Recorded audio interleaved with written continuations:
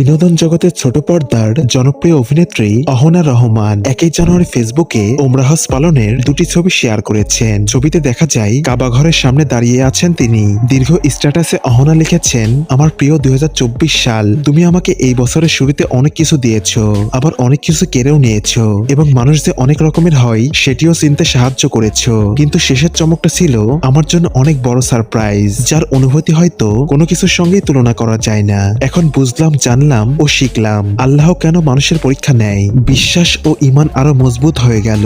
আল্লাহ জীবন থেকে তুচ্ছ জিনিস নিয়ে উত্তম জিনিসটা উপহার স্বরূপ দিয়ে দেন। আমার একটা স্বপ্ন ভেঙেছে, কিন্তু সব থেকে বড় স্বপ্নটা আবার পূরণও করেছে। তাই তোমার উপর আর কোনো রাগ নেই আমার। অহনা রহমান লিখেছেন, আমি বিশ্বাস করি আল্লাহ তাআলা যেভাবে বছর শুরু করিয়েছেন সুন্দর করে ঠিক এমন ভাবে সুন্দর করে শেষও করাবে। আমি তোমার শুরুটা যেভাবে করছি তুমিও আমার সঙ্গে শেষ পর্যন্ত এমনই থেকো। সবাইকে নতুন বছরের শুভেচ্ছা।